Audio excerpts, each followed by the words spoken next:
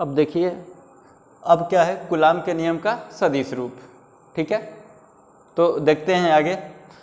देखिए, जैसे सबसे पहले वेक्टर फॉर्म का मतलब क्या होगा कि अभी तक हम लोगों ने जो लिखा था F इजकल टू 1/4πε0 यानी Q1 Q2 अपॉन में R², ये क्या है, ये सिर्फ मैग्नीट्यूड है। मैग्नीट्यूड मतलब सिर्फ परिमाण बताएगा कि बल कितना लग रहा है। ठीक है, यानी इसमें डायरेक्शन वाली कोई बात नहीं है। तो डायरेक्शन के लिए हम लोग क्या करेंगे कि इसका वेक्टर फॉर्म लिखेंगे। ठीक है, यानी यही होता है कूलाम के नियम का सदिश रूप, जो कि बोर्ड में पूछा जाता है। ठीक है, तो चलिए देखते हैं, समझते हैं इसको कि वेक्टर फॉर्म में कैसे लिखा जाएगा। ठीक है, तो स्टार्ट करते हैं। तो ये तो मैग्नीट्यूड सब लोग समझ गए। तो अब देखिएगा ध्यान से, जैसे ये हो गए, यहाँ पे चार्ज हमारा Q1 हो गया और यहाँ पे चार्ज Q2 हो गया। दोनों के बीच का डिस्टेंस कितना है, R है। ठीक है, अब देखिए, कहने का मतलब है कि ये फोर्स इसके ऊपर लगाएगा, ये फोर्स इसके ऊपर लगाएगा।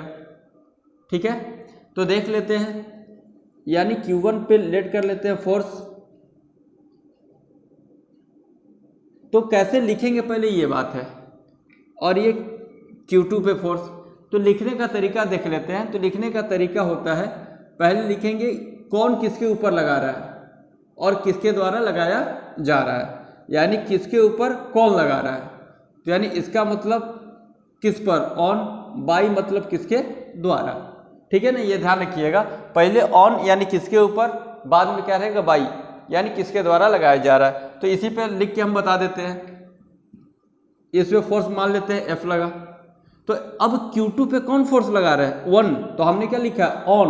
ऑन तो कैसे लिखेंगे, ऑन मतलब क्या है, 2, यानी 2 पे कौन लगा रहा है, बाई 1। यानी लिखने का तरीका क्या हो गया ये, यानी 2 पर 1 के द्वारा लगाया गया बल। तो यानी ऐसे डिफाइन होगा। अगर यहाँ मान लीजिए हम लोग डिफाइन करते हैं तो क्या हो गया आपका, तो अब तो यहाँ वेक्टर लगाना जरूरी होगा क्योंकि मैंने डायरेक्शन बता दिया है। अब देखिए Q1 पे कौन फोर्स लगा रहा है, Q2, यानी ऑन। ऑन मतलब पहले किसके द्वारा, 2 के द्वारा। यह है लिखने का तरीका, समझ में आ गया। तो सबसे पहले क्या करते हैं, ऑन, फिर लिखते हैं बाई, यानी किस पर, किसके द्वारा, यानी किस पर, किसके द्वारा लगाएगा बल। ये लिखने का तरीका होता है। ठीक है, आप समझ गए। तो अब ध्यान दीजिएगा यहाँ पे कि जैसे अब हमको इसको डिफाइन करना है, तो सबसे पहले वेक्टर डिफाइन कर लेंगे कि हमारे पास क्या है, अगर वेक्टर R है तो अगर R12 ले लेते हैं, 12 ले लेते हैं, इक्वल टू क्या होगा आपका।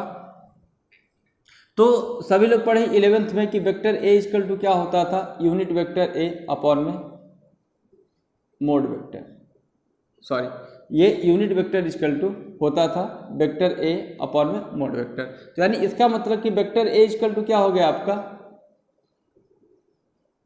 इतना होगा। तो देख लेते हैं, ये हमारे पास क्या है, R12 है। तो R12 को आप क्या लिख सकते हैं, यहाँ से देखा जाए तो यूनिट वेक्टर, तो यानी ये यूनिट वेक्टर, और यहाँ क्या हो गया, यानी R12, ये मैग्नीट्यूड हो गया। क्योंकि इसका मतलब क्या होता है, मैग्नीट्यूड मतलब कितनी वैल्यू है उसकी। ठीक है, 2, 4, 10 जो भी होगा। ठीक है, ये ऐसे डिफाइन किया जाता है। तो देखिएगा ध्यान से, फिर हम लोग कैसे लिख सकते हैं। तो अगर F12 को हमको डिफाइन करना हुआ, यानी फोर्स ऑन 1/2, यह कहने का मतलब यानी आवेश Q1 पर Q2 के द्वारा लगाया गया बल। तो कितना होगा, 1 अपॉन में 4πε0 Q1 Q2 अपॉन में R12। तो ये तो मैग्नीट्यूड ही रहेगा का स्क्वायर। और यहाँ क्या होगा, ध्यान रखिएगा, यूनिट वेक्टर की जो वैल्यू होती है कितनी होती है, यानी 1 होती है। यानी ये कितना हो गया आपका, ऐसे R12, बस क्लियर है। यानी इसका मतलब Q1 पर Q2 द्वारा लगाया गया बल इतना होगा। फिर अगर इसको हम लोग डिफाइन कर ले ऐसे, यानी 2/1, तो क्या होगा, यानी Q2 पर यानी 1 के द्वारा कितना लगाया गया बल है, तो बराबर कितना हो गया आपका 1/4π∈0, यानी ये Q1 Q2 अपान में कितना होगा R21 का स्क्वायर, और ये क्या होगा यूनिट वेक्टर E21। तो ये आपका सिंपल रहा फंडा, किसी में से एक को लिख देना है। तो ध्यान रखिएगा ये क्या है, ये 1 है, ये और ये क्या है 21 है। तो यानी इसका मतलब हम चाहे तो डिफाइन कर सकते हैं इसको कैसे कि यानी जो यहाँ पे डिफाइन कर देते हैं, यानी F जो है 1 2 इक्वल टू क्या होगा माइनस, यानी दोनों इक्वल ही होंगे, यानी ये जितना फोर्स है इसको अगर दोनों प्लस प्लस हम लोग लेके यहाँ बताए हैं तो प्लस प्लस रिपेल करें तो ये Q2 Q1 को जितना रिपेल कर रहा है उतना ही Q1 Q2 को भी करेगा, लेकिन एक दूसरे के अपोजिट होंगे। देखिए एरो क्या बता रहे हैं, अपोजिट है एक दूसरे के, तो यानी ऐसे लिख सकते हैं हम लोग। तो यानी इसका मतलब ये क्या होगा, इससे ये प्रूफ होता है कि जो कूलम्ब्स लॉ है, यानी जो कूलम्ब्स लॉ है वो क्या करता है, न्यूटन्स के थर्ड लॉ को फॉलो करता है कि नहीं करता है। तो यही है, यानी दोनों बल क्या है बराबर है, यानी जो आपके एक्शन फोर्स है यानी क्या है दोनों इक्वल ही है, यानी एक्शन रिएक्शन के इक्वल है और अपोजिट डायरेक्शन में यही होता है ना आपका, यानी न्यूटन्स थर्ड लॉ। क्लियर है ना, तो इसमें कोई डाउट तो नहीं होना चाहिए अब। तो ये वेक्टर फॉर्म हो गया। तो अब ध्यान दीजिएगा इसमें कि जो कूलम्ब्स लॉ है, यानी जो कूलम्ब्स लॉ है यानी कूलम्ब्स फोर्स कह सकते हैं,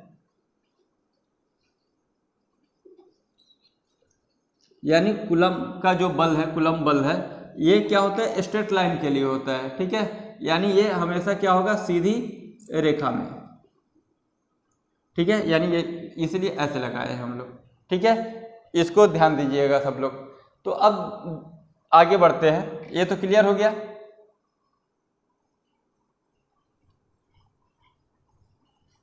तो ये सब आते हैं पेपर में, सब लोग ध्यान दे देंगे, एक तो कोई सा भी याद कर लेंगे।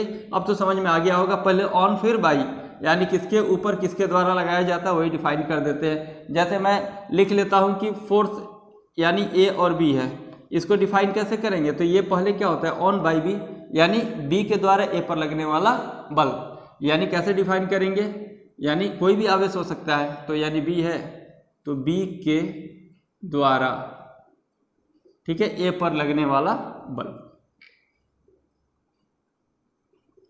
लगने वाला बल, तो ये है, ऐसे डिफाइन कर सकते हैं, ठीक है। तो इसको ध्यान दीजिएगा।